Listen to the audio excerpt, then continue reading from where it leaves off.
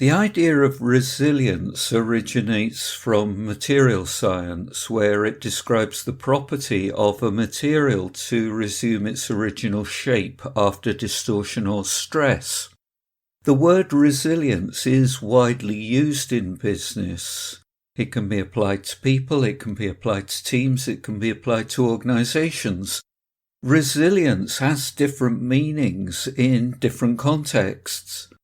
In fact, resilience is a metaphor.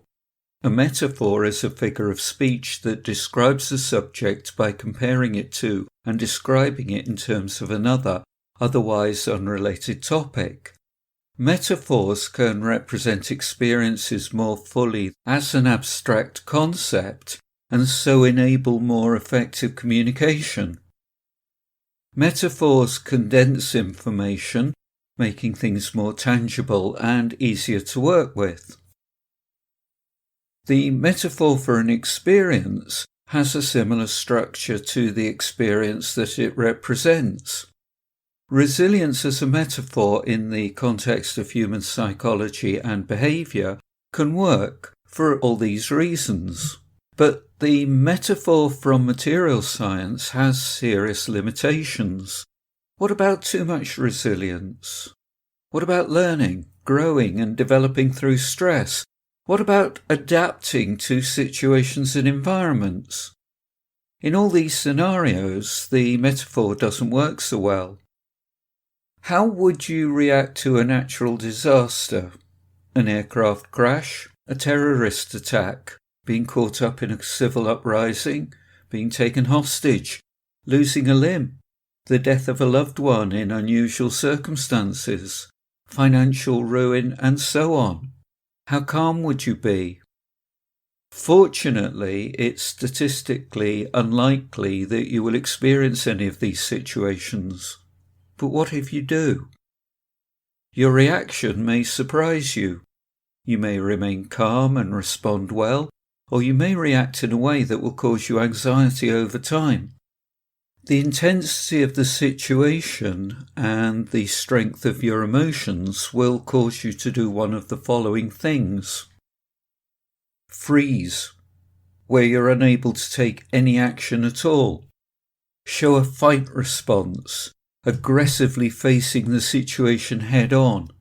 Show a flight response, get away from the situation as quickly as possible. React with an appropriate set of behaviours to deal with the circumstances. You're not going to know how you're going to act until you experience this extreme adversity. Yet, how you react on one occasion will not necessarily determine how you respond if you're faced with another adverse situation. Underpinning your resilience will be your ability to accept the reality of the situation and its meaning to you. Conscious decision-making is going to be underpinned by a strong sense of core values that enable you to use your flexibility and creativity to improvise in a way that will see you through to a suitable endpoint. So let's look at a meaningful definition of resilience that works in human psychology. If you have good levels of resilience, you possess 3 defining characteristics. Number 1, an ability to accept harsh reality, to take an objective view of the situation without a subjective overview, without denial or without emotion.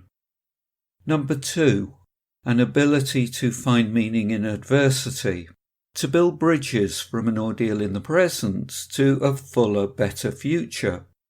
And number 3, an ability to continually improvise, to put resources to unfamiliar uses and imagining possibilities that others just don't see. Fortunately, you can learn to develop all of these characteristics that make up resilience.